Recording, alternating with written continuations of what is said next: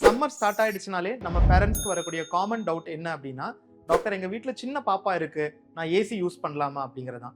நான் சொல்ல போற இந்த டிப்ஸை நீங்க ஃபாலோ பண்ணீங்கன்னா, ஏசி யூஸ் பண்ணாலும் உங்க குழந்தைக்கு ப்ராப்ளம் வராம பார்த்துக்க முடியும்.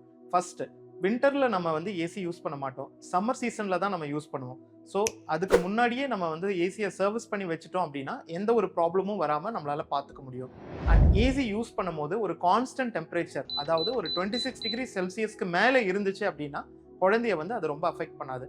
ஏசியோட ஃப்ளோ பேபியோட ஃபேஸ் நோஸ்க்கு டைரக்டா இல்லாம வேற ஒரு டைரக்ஷன்ல வச்சோம் அப்படின்னா குழந்தையோட மியூக்கோஸா வந்து ட்ரை ஆகாம தடுக்க முடியும். அண்ட் ரொம்பவே முக்கியமான பாயிண்ட், சின்ன பேபிஸோட ஃபேஸை நம்ம வந்து என்னைக்குமே கவர் பண்ணக்கூடாது. அவங்களுக்கு கைக்கு வந்து நம்ம க்ளவுஸ் யூஸ் பண்ணிக்கலாம், காலுக்கு வந்து சாக்ஸ் யூஸ் பண்ணிக்கலாம். பட் ரொம்ப வந்து உள்ளன் க்ளோத்ஸ் வச்சு குழந்தைய வந்து ஸ்வாடில் பண்ண வேண்டாம். நார்மல் காட்டன் துணி யூஸ் பண்ணாலே போதும். ஸோ இந்த மாதிரி ஸ்டெப்ஸ் நீங்கள் ஃபாலோ பண்ணீங்கன்னா தைரியமாக நீங்கள் ஏசி யூஸ் பண்ணலாம்.